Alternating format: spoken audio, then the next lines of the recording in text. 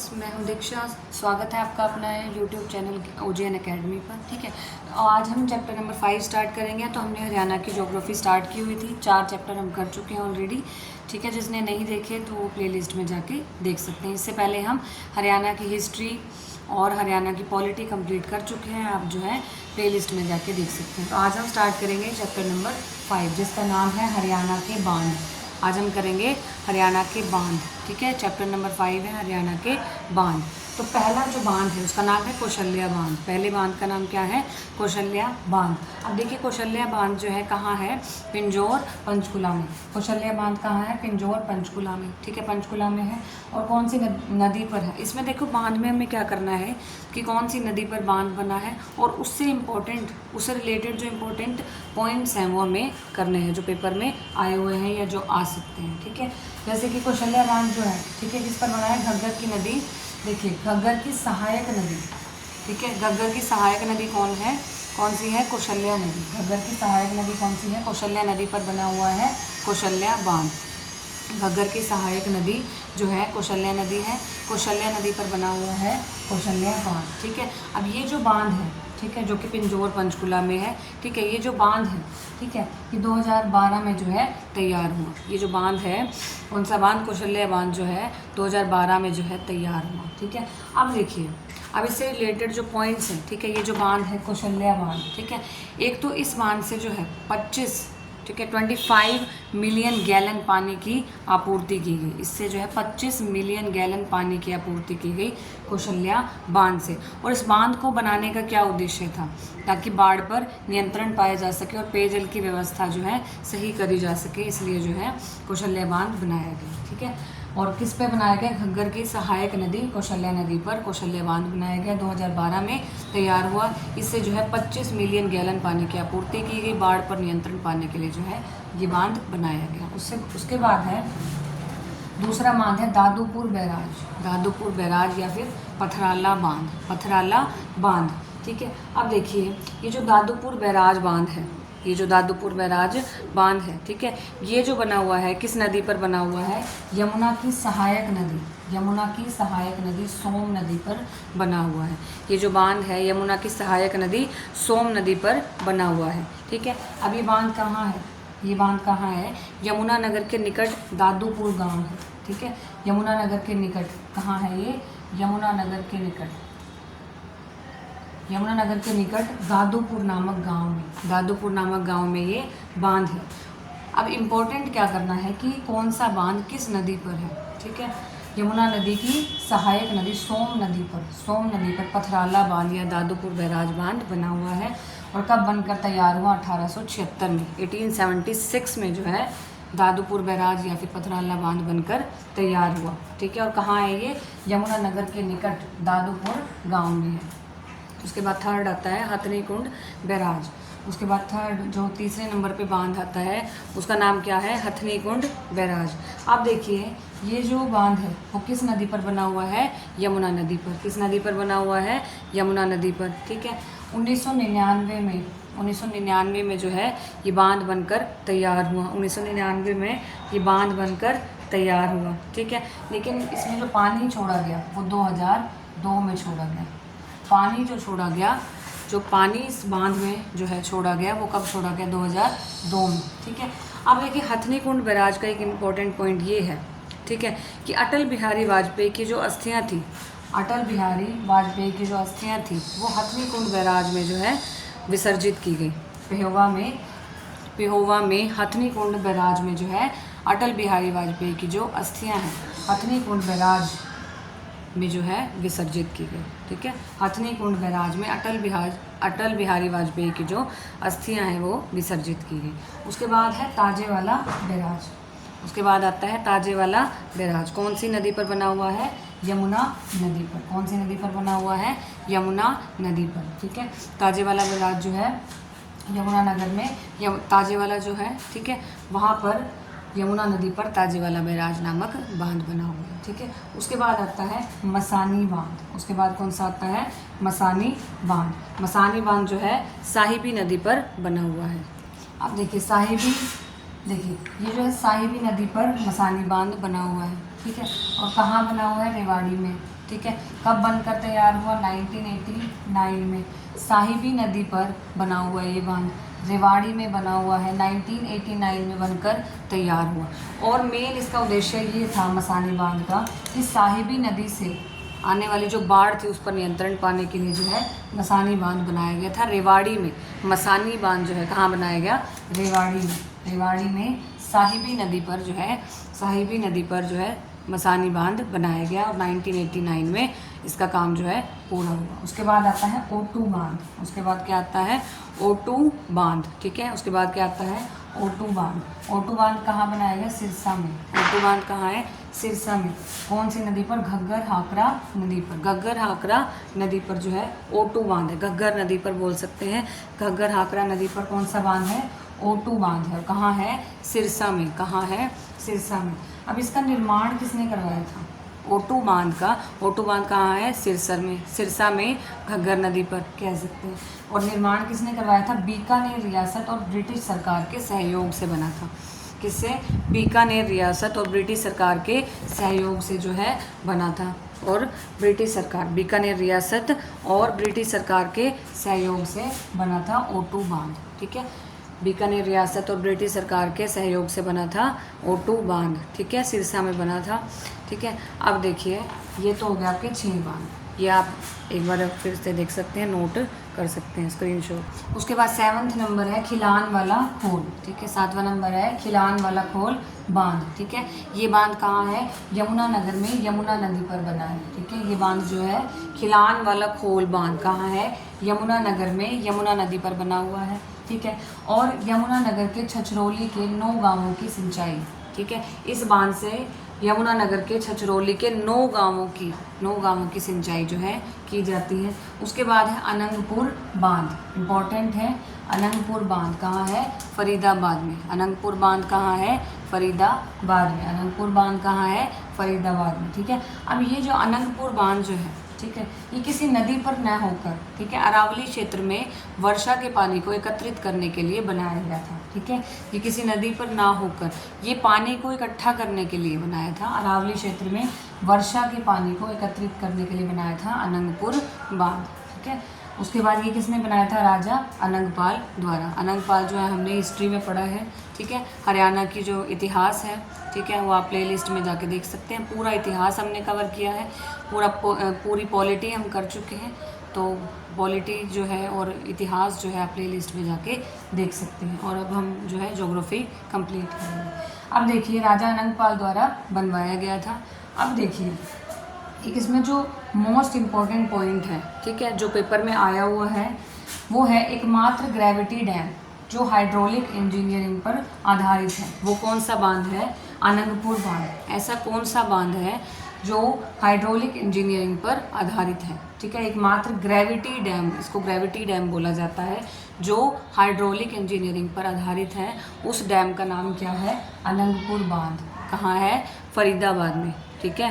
नाम क्या है बांध का? अनंगपुर बांध। और कहाँ है? फरीदाबाद में। कहाँ है? हरियाणा के फरीदाबाद में अनंगपुर बांध है, जो एकमात्र ऐसा ग्रेविटी डैम है जो हाइड्रोलिक इंजीनियरिंग पर आधारित है, जो हाइड्रोलिक इंजीनियरिंग पर आधारित है। और ये वर्षा के पानी को एकत्रित करने के लिए जो है बनाया गया था। वर्षा के पानी को एकत्रित करने के लिए जो है अनंगपुर बांध फरीदाबाद में बनाया गया था। तो ये था आपका चैप्टर नंबर 5। अब हम करेंगे चैप्टर नंबर 6। तो पॉज करके एक बार आप स्क्रीनशॉट ले सकते हैं। अब देखिए चैप्टर नंबर 6 है हमारा। 5 हम कर चुके हैं, चैप्टर नंबर 5 बांध हम कवर कर चुके हैं। और चैप्टर नंबर 6 है हमारा सिंचाई एवं विभिन्न परियोजनाएं। सिंचाई एवं विभिन्न परियोजनाएं, ठीक है। अब हम सिंचाई और अलग अलग परियोजनाओं के बारे में पढ़ेंगे। तो इनसे क्वेश्चन ज़रूर आता है एचटेट में भी और सीईटी में भी, ठीक है। सबसे पहले देखिए हरियाणा में कुल कितने सिंचित क्षेत्र हैं? 5672 हेक्टेयर, ठीक है। अब देखिए सर्वाधिक सिंचित जिला, सर्वाधिक जो है सिंचित जिला कौन सा है? हरियाणा का सिरसा। और न्यूनतम, ठीक है, न्यूनतम सिंचित जिला जो है जहाँ कब से सबसे कम जो है सिंचाई होती है वो है पंचकुला। वो कौन सा है? पंचकुला, ठीक है। सर्वाधिक नलकूपों द्वारा सिंचाई कहाँ होती है? कैथल में। और सबसे कम कहाँ होती है? सबसे कम नलकूपों द्वारा सिंचाई कहाँ होती है? पंचकुला में। कहाँ होती है? पंचकुला में। उसके बाद है पवन चक्कियों की सहायता से सिंचाई कहाँ की जाती है? रोहतक, गुरुग्राम, करनाल और भिवानी। पवन चक्कियों की सहायता से सिंचाई जो है कहाँ कहाँ की जाती है हरियाणा में? रोहतक, गुरुग्राम, करनाल और भिवानी। रोहतक, गुरुग्राम, करनाल, भिवानी। ठीक है। अब देखिए, अब जो है सरकार ने अब अलग अलग जो है योजनाएं शुरू की सिंचाई के लिए। ठीक है। सबसे पहले देखिए, एक भाखड़ा मुख्य नहर, ठीक है, इसका जो काम शुरू किया गया, भाखड़ा मुख्य नहर का काम शुरू किया गया। और ये जो है, ये शाखा जो है कौन सी थी? हांसी शाखा, बुटाना शाखा का बहुउद्देशीय संपर्क नहर का निर्माण जो है किया गया। और दूसरी थी दादूपुर शाहबाद नालवी नहर परियोजना। ठीक है। तो एक भाखड़ा मुख्य नहर थी और एक दादूपुर शाहबाद नालवी नहर परियोजना। अब देखिए, इस चैप्टर में जो ज़्यादा इंपॉर्टेंट है वो अब आएगा। ठीक है, मोस्ट इम्पॉर्टेंट। ठीक है, देखिए इसमें क्या करना है, हमें नहर तंत्र हमें पढ़ने हैं। ठीक है, जो सिंचाई एवं विभिन्न परियोजनाएं जो हमारा चैप्टर है, इसमें हमें क्या करने हैं? 2 नहर तंत्र करने हैं हमें इस चैप्टर में। ठीक है, इस चैप्टर में हमें अलग अलग सिंचाई परियोजनाएं भी करनी है और 2 नहर तंत्र जो है हमें करने हैं। ठीक है, 2 नहर तंत्र हमें करने हैं। तो देखिए, पहला नहर तंत्र कौन सा है? देखिए, 2 नहर तंत्र हैं, एक पश्चिमी यमुना नहर तंत्र और एक भाखड़ा नहर तंत्र। कौन कौन सा? पश्चिमी यमुना नहर तंत्र और भाखड़ा नहर तंत्र। ठीक है, सबसे पहले हम कंप्लीट करेंगे पश्चिमी यमुना नहर तंत्र। पहला है पश्चिमी यमुना नहर तंत्र। ठीक है, 2 नहर तंत्र हमें पढ़ने हैं, पश्चिमी यमुना नहर तंत्र और भाखड़ा नहर तंत्र। सबसे पहले हम कर रहे हैं पश्चिमी यमुना नहर तंत्र।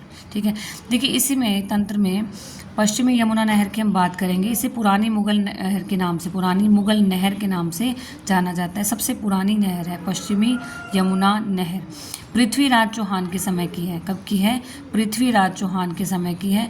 ठीक है, अब ये जो है फिरोज शाह तुगलक द्वारा खुदाई में और पुनरोद्धार द्वारा अकबर द्वारा, देखिए ये फिरोज शाह तुगलक ने जो है खुदाई करवा के इसका पुनरोद्धार कराया था। उसके बाद अकबर ने भी पुनरोद्धार करवाया था। ठीक है, मतलब इसे कंप्लीट करवाया था। इसकी सबसे बड़ी जो ब्रांच है वो सिरसा ब्रांच नहर है। अब देखिए, जो नहर तंत्र होते हैं उनकी ब्रांचेस भी होती हैं, नहर तंत्र की ब्रांचेस भी होती हैं। ठीक है, तो इसकी सबसे बड़ी जो ब्रांच है वो सिरसा ब्रांच नहर है। ठीक है, अब ताजे वाला जो बांध है, ताजे वाला बांध और हथनी कुंड बांध जो है इसमें आते हैं, इसके अंतर्गत आते हैं। ठीक है, जैसे यमुना नहर पर बने हुए हैं ना। तो 1817 में पुनरोद्धार का जो श्रेय है वो GR ब्लेन को दिया जाता है। 1817 में जो है पुनरोद्धार का श्रेय जो किसे दिया जाता है? GR ब्लेन को, GR ब्लेन को। उसके बाद देखेंगे पश्चिमी यमुना नहर की शाखाएं कौन कौन सी हैं। ठीक है, शाखाएं हैं, सबसे पहले है सिरसा ब्रांच नहर। सबसे पहले है सिरसा ब्रांच नहर। ठीक है, सबसे बड़ी शाखा है ये पश्चिमी यमुना नहर की। इंद्री जो कि करनाल में है, करनाल में इंद्री है। ठीक है, वहाँ से निकाली गई है ये ब्रांच। ठीक है, जींद, फतेहाबाद तथा सिरसा को सिंचाई पेयजल की आपूर्ति करती है। उसके बाद आती है भालोट ब्रांच नहर। उसके बाद आती है भालोट ब्रांच नहर, ये झज्जर ब्रांच है। ठीक है, और झज्जर जिले से प्रवाहित होती है। उसके बाद आती है, तीसरे नंबर पे है बरवाला ब्रांच नहर।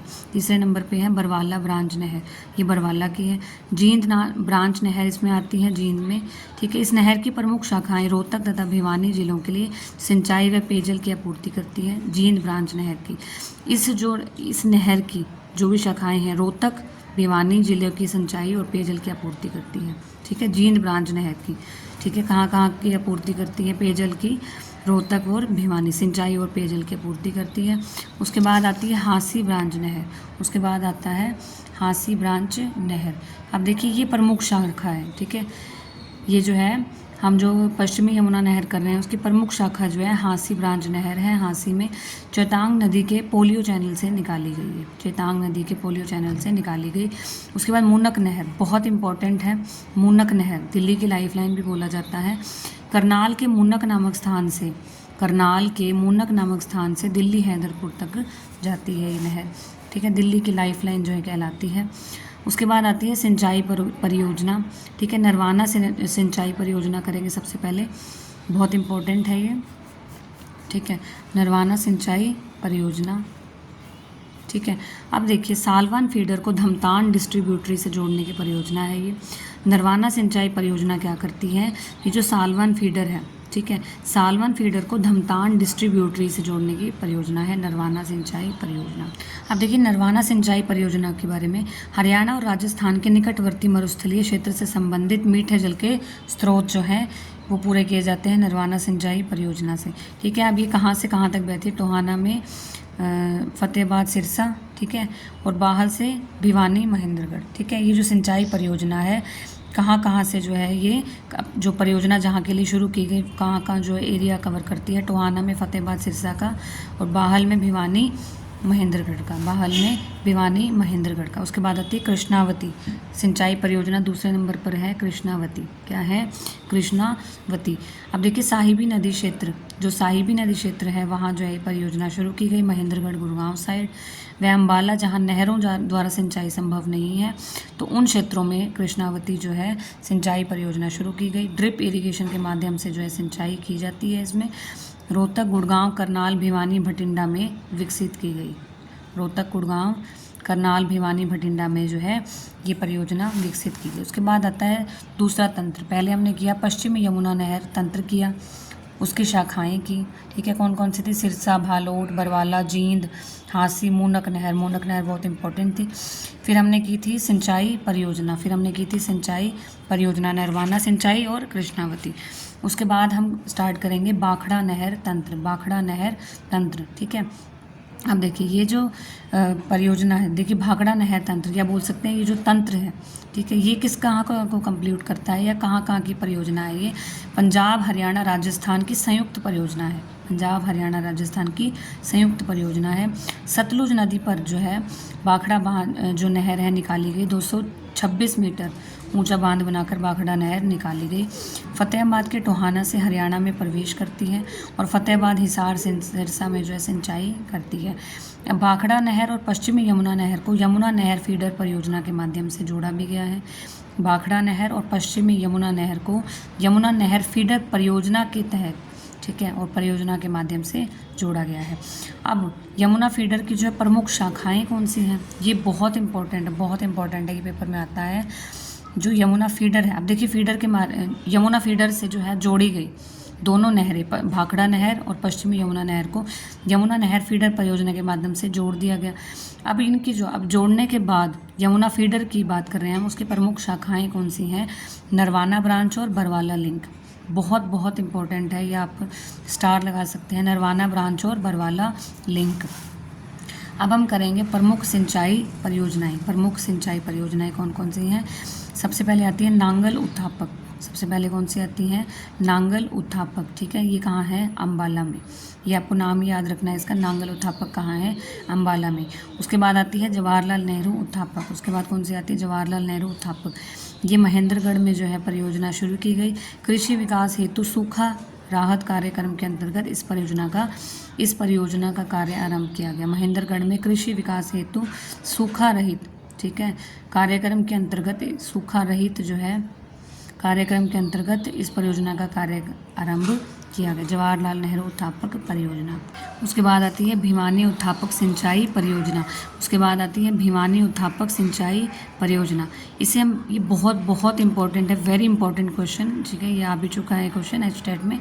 भिवानी उत्थापक सिंचाई परियोजना, इसे BN चक्रवर्ती नहर के नाम से जाना जाता है। 220 किलोमीटर ये नहर है और कहाँ बहती है? भिवानी जिले में। भिवानी जिले की अब नहरें करेंगे। अब देखिए एक लोहारू उत्थापक सिंचाई परियोजना है जिसे इंदिरा गांधी नहर से जाना जाता है। इंदिरा गांधी नहर जो कि भिवानी में है, लोहारू उत्थापक सिंचाई परियोजना के नाम से जाना जाता है। उसके बाद जूही नहर परियोजना, ठीक है, जूही नहर परियोजना बंसीलाल नहर के नाम से जाना जाता है और भिवानी में जो है बंसीलाल नहर है, ठीक है। जूही नहर परियोजना बहुत इंपॉर्टेंट है, ये तीनों भिवानी वाली, बंसीलाल नहर भिवानी। उसके बाद आती है गुड़गांव नहर। ये जो है CET के पेपर में भी आई थी पिछली बार। गुड़गांव नहर दिल्ली में ओखला बैराज से बनाकर यह निकाली गई। गुड़गांव फरीदाबाद और पलवल में ये बहती है। 10वीं पंचवर्षीय योजना के दौरान जो है इसका काम पूरा हुआ, ठीक है। उसके बाद आती है आगरा नहर। ये कहाँ बहती है? आगरा, मथुरा, राजस्थान, हरियाणा का फरीदाबाद जो है इसमें आता है। उसके बाद आती है इंदिरा गांधी नहर। एशिया की सबसे बड़ी नहर, इंपॉर्टेंट है ये, एशिया की सबसे बड़ी नहर है और सिरसा को छूकर जाती है। इंदिरा गांधी नहर सिरसा को छूकर जाती है, एशिया की सबसे बड़ी नहर है। उसके बाद हथनी कुंड बैराज परियोजना कंक्रीट बैराज से जो है बनाई गई है। सतलुज यमुना लिंक परियोजना, सतलुज यमुना लिंक परियोजना। अब देखिए ये हरियाणा व पंजाब की संयुक्त परियोजना है, हरियाणा और पंजाब की संयुक्त परियोजना है। पानी के बंटवारे के लिए 24 मार्च 1976 को अधिसूचना जारी की थी। पानी के बंटवारे के लिए 24 मार्च 1976 को एक अधिसूचना जारी की थी। अब देखिए सिंचाई के साधन उत्तर पूर्वी में, देखिए उत्तर पूर्वी जो हरियाणा है वहाँ प्रमुख साधन रहेगा वर्षा में, जो शिवालिक का एरिया है ना वहाँ वर्षा जो है प्रमुख साधन रहेगा। फिर मध्यवर्ती जो हरियाणा है जैसे कुरुक्षेत्र, करनाल, रोहतक, जींद, पानीपत, वहाँ जो है सिंचाई का साधन रहेगा वर्षा, नहरें व नलकूप। उसके बाद दक्षिण पूर्वी हरियाणा जैसे कि गुड़गांव और फरीदाबाद, यहाँ नलकूप और नहरों से सिंचाई की जाती है। उसके बाद रेतीला भाग जैसे हिसार, सिरसा, महेंद्रगढ़, भिवानी, यहाँ फव्वारों द्वारा सिंचाई की जाती